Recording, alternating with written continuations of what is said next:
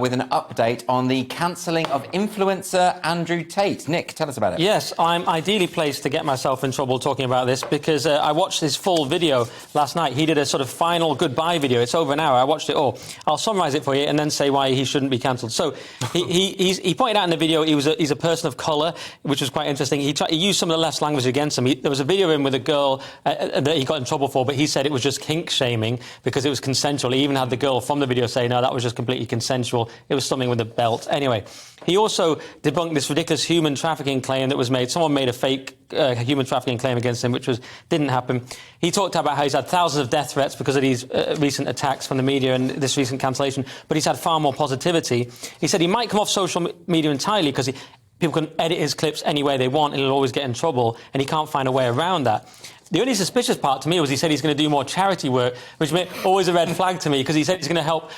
He already has a homeless dogs charity in Romania, but he's going to help... He's going to do another charity for women who are victims of violence and for men who are having mental health problems. One thing you've missed, Nick, which is quite important. Yeah. Who on earth is Andrew Tate? Oh, sorry, Andrew Tate, yes, because it was an update, I forgot. Andrew Tate is a former kickboxing champion who became a kind of social media influencer and sensation with his outrageous and humorous views on things. Right. But he's been on comedy shows like with Tom Segura in America. Comedians find him hilarious. But he's been kicked off all of these social media platforms. Just suddenly popped up on everything. Every time I turn on my phone, I'm seeing this like bald guy with sunglasses on talking about how he's got lots of cars and he thinks women are rubbish and stuff. Well, can I say how he did that? He got people to promote him on TikTok, and they got a kickback in money. Yes, if they did. That's part of his thing, the Hustlers University, his thing that he's got. Hustlers University, which basically just teaches you things like copywriting and stuff, but one way you can promote it is through a kind of, what some people would claim is an MLM pyramid scheme, but which is maybe a bit questionable. But I just want to say why he shouldn't be cancelled, because I've been told off by people even on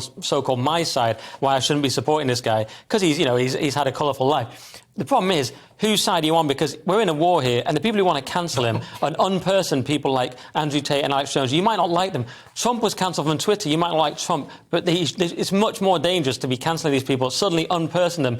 I want to watch Tate's content. I'm an adult. I can decide if it's appropriate, if it's funny, how serious he is or not, and I can make that judgment. I don't want these nerds who are... It's come from leftists, activists who've pushed to get him cancelled, and they're much more dangerous to me. There's no consistency as well, because I mean, I'm not denying that Andrew Tate, it sounds like, from what I've seen, he's got some dodgy ideas. Some of them are quite entertaining, but still dodgy. But there's the human trafficking case, which is still ongoing. It hasn't gone away. Okay, well, we shouldn't comment on that then. Yeah. But for example, Cardi B, feminist icon and star, lauded in The Guardian, she drugged and robbed men who wanted to have sex with her. Like, drugged and robbed them. And that's confirmed, is it?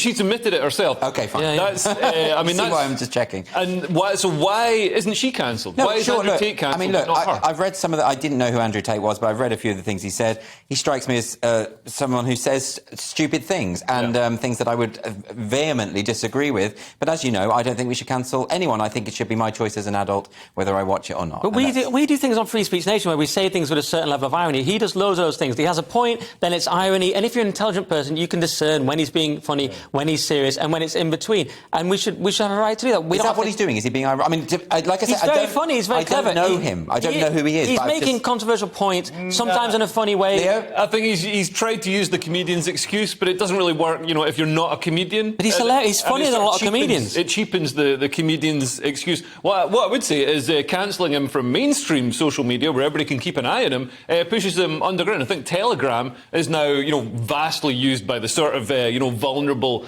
teenage incel-y type kids who are vulnerable to his message. Is that the concern here, then? People are saying that if you let him have these platforms, it will influence people to behave in a certain way. That's the fake concern, because what the left does, or the cancel-type woke left, whoever we want to call them, we all know these people that do this, they use our morality against us because they appeal to morality, a morality that they don't believe in. They appeal to it in a disingenuous way to cancel people who are their ideological opponents.